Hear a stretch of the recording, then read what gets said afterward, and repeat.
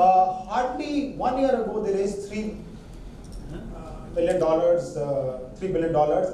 and came into the league tables with around $33.8 billion of their valuation or whatever.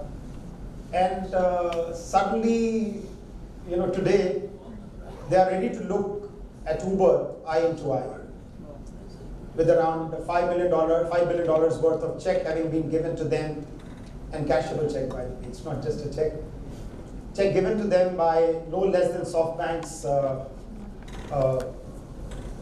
promoter and co-founder, Masayoshi Son. So I think that's changing the complexion. Not only is that changing the complexion, what I wanted to show you was, and it's suddenly a $50 billion valuation company. But what's the two things that I want to talk to you about there is, let's see Uber, the world's largest startup, most valued startup today. And I'm sure most of you realize the way Uber does business. It's a very, very snooty businessman. It actually does not care about anyone. It just focuses on just raising money. I'm sure most of you know this, but I will repeat it for impact. It's not a profitable company till date, and believes that it will become profitable someday.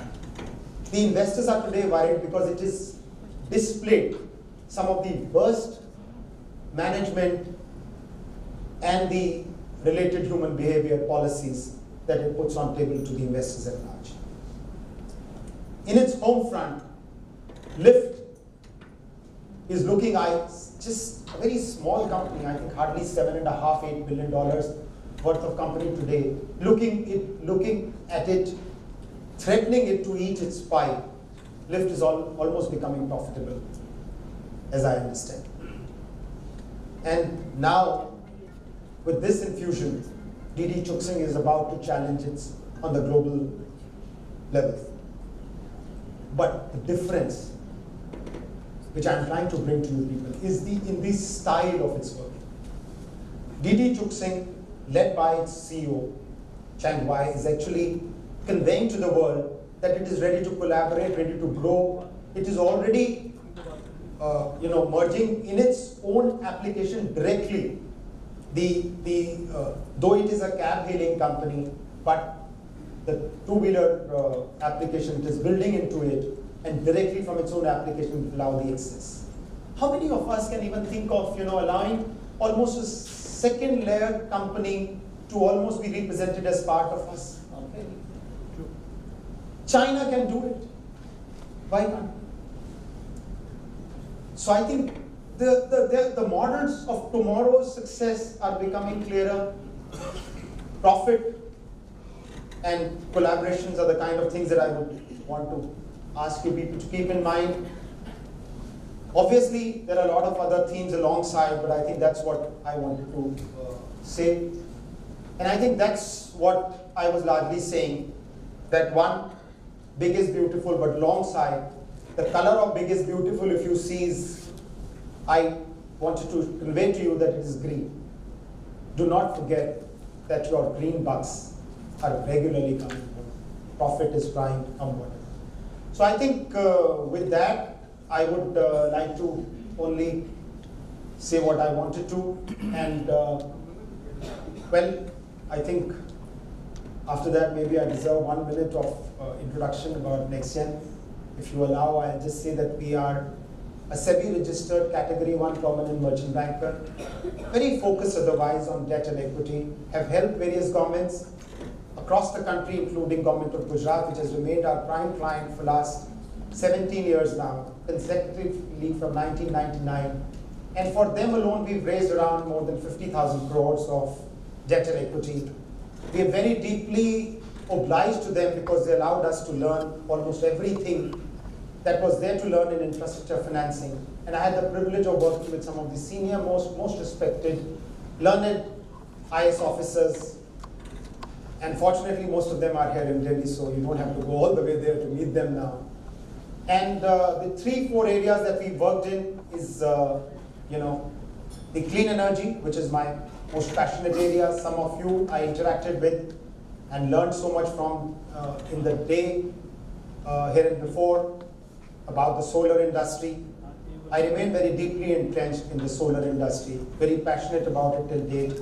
And I think solar rooftop will be the most disruptive technology that would have hit the market. Just add one small thing, and I think most of you are aware of that, which is storage. Not that we can do much on the technology front, but on the financing front, I believe that we can help out on any and everything. We started with Government of Gujarat from there, and I think if some of you know this, the 4 distribution companies, the only 4 distribution companies which are A+ rated in this country, all belong to Gujarat, all 4. This is what has happened. We've not really, we would say we are really in any way contributors to that, except to say that we have advised them financially, and we are very proud that they have succeeded so well. And the only other thing we do is that we are valuation advisor to some of these multinationals, including Schneider, including LinkedIn. I'm sure all of you know this, but LinkedIn has been taken over by Microsoft. In fact, I felt very embarrassed, when my team brought it up to me that, sir, now we are valuation advisors to Microsoft. I said, yeah, I dreamt about it yesterday also. They said, no, sir, you don't know, LinkedIn has been taken over by Microsoft. This was early January. I said, no, I didn't come to know. They said, sir, you have so many other things to do, you may not have. So allow us this celebration that we told you this news. So we are there we're there with Microsoft now, LinkedIn, Exxon, Schneider, Fab India, I think, in my opinion, I find them as one of the most successful, focused retailers, and we are very proud again that we are valuation advisors to them. First Solar, a company which reflects my belief in any case. Needless to say that we are a little about choosing our clients though, but then we try and do something which is on a long-term basis. And I think with that, I have only one thing to say, that you guys have been very patient, and I saw most of you were listening to me, so I felt very honored and worthwhile being here. It was a great pleasure. I am ready for any kind of questions, though I may not have answers, and I'll say, okay, we'll discuss it offline. I think that will be a hint. Thank you for giving me this opportunity to share with such wonderful entrepreneurs, and I remain available to any one of you anytime. Just drop me a mail. I've written my mail ID. I actually will be honest in admitting that it may not be exactly that overnight I will answer, but I definitely. Thank you very much. Thank you. Mr. Gupta, may I ask you the question? Keep it light, sir. Yeah, sure. Now, the point is that we see this startup scene where investors invest their money, and for some time they're burning money to acquire customers, and suddenly one night they turn the screws on the company, on the startup. It has happened with companies like Make My Trip, you have mentioned. 10 years they have been around. They have been burning money, acquiring customers, buying hotels at a higher rate and selling them cheaper. Suddenly one day they turn around and they start charging service charges on everything, including an air ticket, a domestic ticket, an international ticket, a hotel, and everything. So is there a method behind this madness, or it is a knee-jerk reaction that these people have and they fail to visualize? Because you ultimately said, after saying everything, that profit is prime. So where does that fit into their model? I mean, is there a method behind that madness? Or they are also touching and going and testing the waters and learning as they are going along? That's my question. Can I know your name, sir? My name is Anil Batta. Anil Batta. What do you do? I am into travel business. No wonder you have that. But this is a very, very important question, sir. And I think, let me answer that question first straight, and then give you a little elaboration in that, sir. Assume for a moment, sir, let me just tell you one, it's a complete mad world on private equity out there. Let me start from there. Let me now elaborate a little bit and give you a perspective. Imagine in this room, I am making a presentation. Instead of this one, I am making a presentation to ask you, each one, to contribute a lakh of rupee, because I have 5 investee companies lined up, which will grow 10 times over in the next 2 to 3 years. I'm sure most of you guys, I mean, I'm not at my best today. If I'm at my best, probably you all will give If not 1 lakh rupees, I assure you 75,000. So this is what is private equity industry to begin with. It's as simple as that. I am a fund manager. I have a credential to bring on table. And I say that, look, I will manage your money. Now the pressure is on me to actually invest that money. I look for companies, look for models which are unique. Why? If I'm like others and they have not performed, you will not honor me. The investors will get behind me. So what do I need to do? I need to actually look for unique models and then pump money to grow. And do something like acquire, invest in a company, ask them to become double, triple, 4 times, and hopefully become profitable. At the time when I am on an acquisition mode, I, as a fund manager, miss out on a fact that it is not profitable today because I feel that once these customers are there, they will last with me forever. Industry to industry and a company to company, this can almost vary by 360 degrees. Wherever these customers are going to stick around, even if I am losing money today, it does not matter. Let's for a moment keep this internet thing on the side. Let's come back to the Coke and the Pepsi's model. I wish Raviji would be here. I would want to discuss exactly what you have raised in that perspective here. How Pepsi and Cokes of the world build the business in India or in any part of the world. They first acquire a piece. First is the entry. India did not allow Coke entry for a very long time, and I think all of us are aware of that. When Coke came in, they first invested in the bottlers. They invested in the bottles. I'm not sure if you're aware, but the bottles is the main business. If I was to kill a competition of Coke, actually I would acquire their bottles.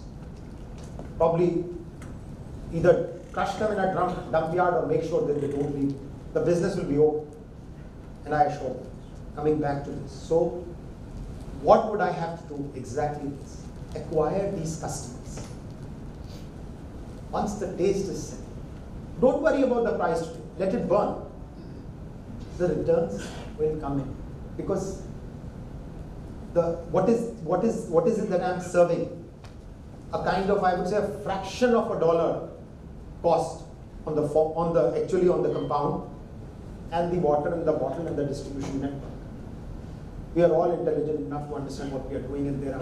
So each time what we were doing with Flipkart, Myntra, Jabong, everything, all these models, we were not so bothered about it. But in my opinion, I would strongly recommend to all successful entrepreneurs, do not lose sight of your profit. Then your investor will not be able to climb on you. Build great business models. Make them bigger and bigger. If possible, 5 of you should collaborate and do a better business together. Much bigger, more visible in size. And I assure you the bankers and the investors will look at you much more strongly than you were to be able to do it. What is the problem? I don't want to look at myself other than a self-developed entrepreneur. I'm not ready. You as a travel industry senior professional are not ready to work with 5 younger colleagues and say, okay, let's build a business together, and at the end of it, let's come up with an equity plan which allows us to all work together out of one network and one set of, we all share everything and grow the business. So that is why, one, the private equity investor seemingly is on you. It's actually the moment he gets tightened up on his investors. If I was not to give you returns for 1 year, 2 years, you will probably say, boss, business बना रहे हैं ना, देखो 10 कंपनियां acquire कर डाली, वो grow कर रही है 5-5. When your wife will ask you, भैया पैसे लगाए थे, भाई साहब इनके साथ क्या हुआ? घर पे तो पैसे आते नहीं. Then what will happen? You will call me up and say, Sanjeev, Where is my return? I say, sir, be patient, private equity है, 3-4 साल लगेंगे. बोलो 2 हो गए, 2 और दे दो. 2 में नहीं आया ना, मुझे पैसे चाहिए. Now he knows, boss, ये पैसे आने चाहिए. आ तो नहीं. This is so. Just so that you understand. So that's why these exits are important. What is happening is a consolidation. If you see in venture capital also, in private equity also, and in merger and acquisition also, what is the main theme? This is what I was saying. What we were otherwise not focused on, per se we are getting focused on. And let me share another insight which I didn't probably at that time. The kind of gunpowder that is available with the private equity investors today is far larger than they can sit on. Each one of them is under pressure to somehow deploy that money. But where? That is the question. So I think anything else that this time I will not be as elaborate, so I hope the BN angle allow me to answer. Thank you, Mr. Gupta. Wonderful presentation. I am Vijaydeep Verma from Tailman Technologies, and my question Take is. that name again. Sorry, I didn't hear it. The name is Vijaydeep Verma, and the company's name is Tailman Technologies Private Limited. Yeah.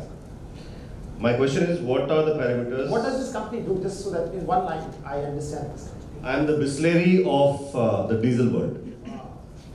For a lovely discussion. Come, please. Ready to hear you. All right. So, what are the parameters on the basis of which an entrepreneur can do valuation of his startup? Valuation of a startup. Of his own startup. Of his own startup. Yeah. Why should you be doing valuation for your own startup? No, what is my value? That's what I want to know. What are the parameters on which I can work? Yeah. On a very basic level, I'll tell you. There are only 3 technologies for valuation known to mankind. One is the book value, which is your asset value. The second is the future discounting, or it is called DCF, discounting of future cash flows valuation. And the third is your comparable market valuation. Whether you may be listed or you may not be listed, or some companies in your sector could be listed, and then you could compare them with. And there are multiple choices in that, within that. A weighted average of all these 3 as applicable to you will give you a number. Do not misunderstand me, but this mathematics is a combination, this result actually is a combination of a mathematics and art of putting these numbers. So it's an art and science both, and a combination of that gives us a value. And I would strongly urge that please do not try to value your company yourself, because any benchmark would not be very correct. You would not be able to take all the parameters there. The best thing that you could do is actually do the future projections. And I think on the basis of that, any one of your friends who's probably commercially, financially evolved will probably help you value. But why should you value? And if you were to value yourself, the investor would independently in any case value. Whoever the investor may be. Your own family, your friends, some of us, angel investors, whoever. I think you should take a professional valuation rather than do your own valuation. That's my best advice. However, a back of the palm valuation can be done anytime, and I can help you if you allow me to have a cup of coffee with you anytime. Thank you so much, sir. We will have questions offline now. Please. Thank you.